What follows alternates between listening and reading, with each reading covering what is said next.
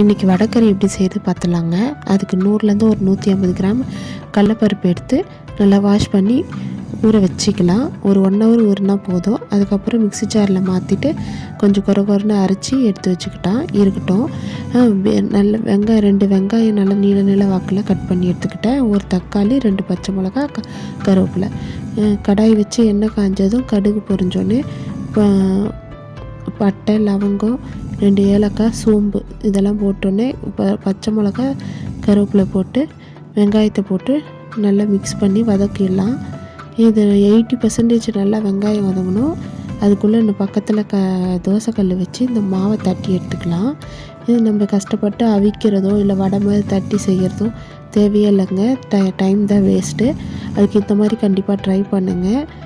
பாத்திரம் அழுக்காகாது, நம்ம டைமும் சேவ் ஆகும், டேஸ்ட்டு சூப்பராக இருக்குங்க. அதுக்கு எந்த குறையும் இருக்காது. பாருங்கள், இது ஒரே அடையாக தட்டி எடுக்கலாம், இல்லை 2 அடையாக தட்டி எடுக்கலாம். ரொம்ப ஈஸியாக தான் இருக்கும். இது அந்த அடை புடாது, நல்லாவும் வெந்துடும். சீக்கிரம் ஒரு 2 மினிட்ஸில் செஞ்சு எடுத்துலாங்க. பாருங்கள், இதை எடுத்துகிட்டு இதை ஆற வச்சிடுவேன். அதுக்குள்ளே வெங்காயம் வதங்கினோடனே ஒரு ஸ்பூன் இஞ்சி பூண்டு பேஸ்ட்டு போட்டு அதையும் நல்லா வதக்கி தக்காளி போட்டு கொஞ்சம் உப்பு சேர்த்து நல்லா 50% தக்காளி வதக்கி எடுத்துக்கலாங்க. இந்த தக்காளி வதங்க நேரத்துலையே நான் இந்த கடலப்பருப்பு அடை இருக்கு இல்லைங்களா, அதை நல்லா புட்டு வச்சுக்கிட்டேன்.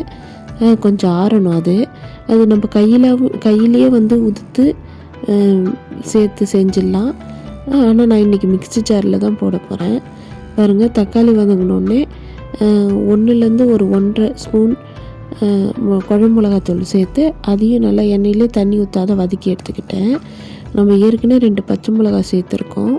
அதுக்கு உங்கள் காரத்துக்கு ஏற்ற மாதிரி சேர்த்துக்கோங்க.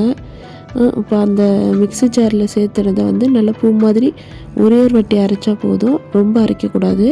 அது நல்லா பூ மாதிரி அரைஞ்சிடும். இந்த மாதிரி போடும்போது நம்ம ஹோட்டலில் வாங்குகிறோம் இல்லைங்களா, பார்க்குறதுக்கு அதே மாதிரி இருக்கும். நம்மளுக்கு பார்த்தோன்னே சாப்பிட ஒன்று தோணும். அவ்வளோதாங்க. கொஞ்சம் மீடியமாக வச்சிடணும். இது போட்டோடனே லாஸ்ட்டாக ஒரு சிட்டிக்கு கரம் மசாலா போட்டு இறக்க வேண்டியதாங்க. கரம் மசாலா ஆப்ஷனல் தான்.